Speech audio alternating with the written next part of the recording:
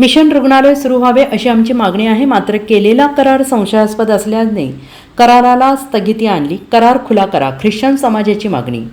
Miraj mission रुग्णालय सुरू व्हावं अशी आमची मागणी आहे, मात्र मिशन रुग्णालय चालवण्यास देण्याबाबतचा करार आम्हाला मान्य नाही। हा करार कर्मचारी हिताचा नसल्याने या कराराला धर्मादाय कोर्टातून स्थगिती आदेश घेतल्याची माहिती समस्त ख्रिश्चन समाजाकडून देण्यात आली आहे।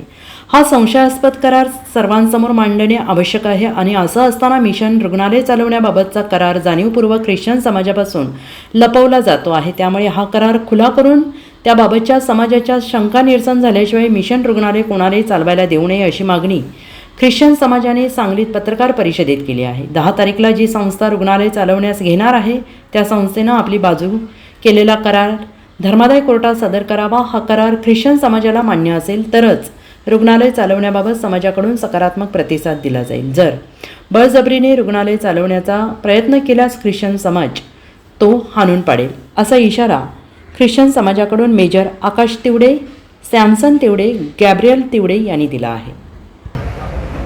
हे ख्रिश्चन मिरज मेडिकल सेंटर हा पब्लिक ट्रस्ट आहे, पहिली गोष्ट। दुसरी म्हणजे काय आहे साहेब, यात पब्लिक ट्रस्ट असल्यामुळं त्या बॉयलॉजमध्ये असं लिहिलं की it is a Christian minority trust hospital run by the Christians, म्हणजे ख्रिश्चन लोक जे डॉक्टर, जो नर्सेस, जो हे बाकीची जे आहेत, हे ॲडमिनिस्ट्रेशन जे आहे ही ख्रिश्चन लोक पाहिजेत, म्हणून हा बॉयलॉजमध्ये हा सर्व व्यवस्थित लिहिलेलं आहे। आणि अकॉर्डिंग टू द बॉयलॉज काय असेल ते आम्ही बोलतो आहे। आमचं म्हणणं काय आहे की सर्व मिळून हे ट्रस्ट वाचलं पाहिजे, कामगार बी सेफ राहिलं पाहिजे आणि कामगारांचं हितू बी व्यवस्थित घडलं पाहिजे, आलं पाहिजे, त्यांचं बायका पोरं बी चांगली राहिलं पाहिजे, असा आमचा हेतू आहे।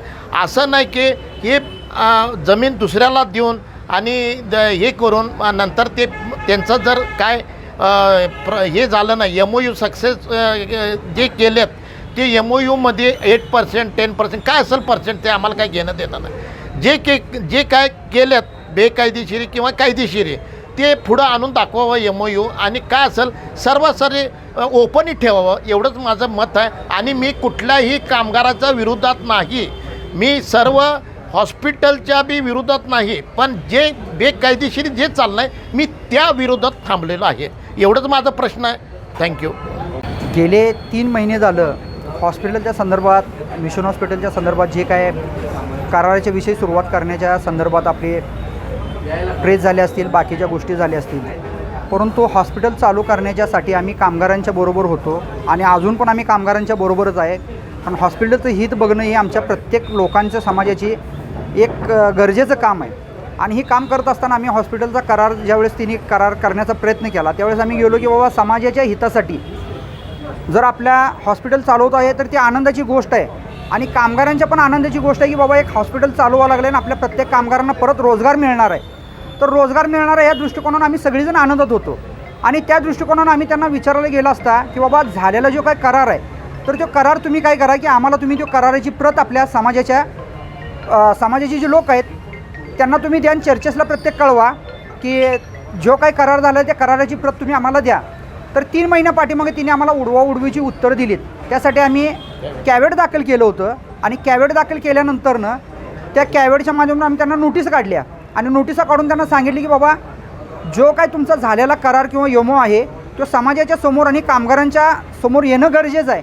कारण आपण एखाद्या संस्थेला देत असताना ह्या संस्था आपल्या म्हणजे चांगली गोष्ट आहे का त्या संस्थेला आपल्याला बाधाकारी होणार आहे, तो करार तुम्ही केलेला आहे तो काय करार आहे हे आपल्याला समजणं गरजेचं आहे। त्यासाठी आम्ही त्यांना विचारलं असताना तिने आम्हाला कुठल्याही पद्धतीचं उत्तर दिलेलं नाही।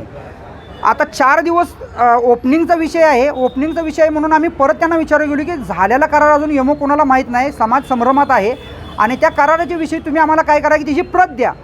तर तिने तुम्हाला काय प्रत द्यायची आहे, समाज म्हणजे कोण आणि त्यांचा काय संबंध आहे, त्यांचं काय घेणं देणं आहे, म्हणजे स्वतः हिनी काय करायला लागलीत की स्वतःच्या मालकीचं ते हॉस्पिटल असल्यासारखं ही करायला लागली ती आणि एक युनिटचा पगार केला आणि बाकीच्या युनिटचा पगार केलेला नाही। हॉस्पिटल चालू व्हावं लागलं आहे, बाकीच्या लोकांना कुणालाही काही नाही ना, जे काही पगार झालेला आहे तो हॉस्पिटलच्या माध्यमातून झालेला आहे। ज्याला करार केला तिने त्यांच्याबरोबर त्यांनी ते पैसा दिलेला नाही आहे, तो हॉस्पिटलच्या माध्यमातूनच दिलेला पैसा जे बाहेरच्या लोकांनी समाजातल्या लोकांनी चर्चेसने त्या कुरेशी मॅडमला जे आपल्या हॉस्पिटल चालू होण्यासाठी जो पैसा दिलेला होता। काय मागणी आता आमची एवढीच मागणी आहे की कामगारांना तिने 1 युनिट किंवा 2 युनिटमध्ये सगळे कामगार होणार नाही आहेत, त्यांचा पगार अजून दिलेला नाही आहे.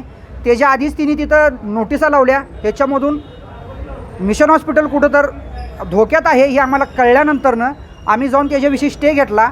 आणि या हॉस्पिटलसाठी आम्ही काय करत आहे की आता हॉस्पिटल चांगल्या पद्धतीनं व्यवस्थित जी काय घटना आपल्या हॉस्पिटलची आहे त्या घटनेमध्ये तरतूद असणाऱ्या आपल्या समाजामध्ये अनेक लोक आहेत.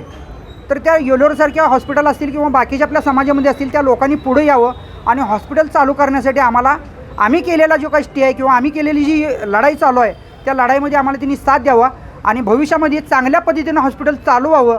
या 10 तारखेपर्यंत आम्हाला अनेक लोकांचे फोन आलेले आहेत. अनेक लोक आम्हाला म्हणजे सपोर्ट करत आहेत की हॉस्पिटल आपण कुठल्या पद्धतीनं चालू करू शकतो आहे किंवा काय करू शकतो आहे.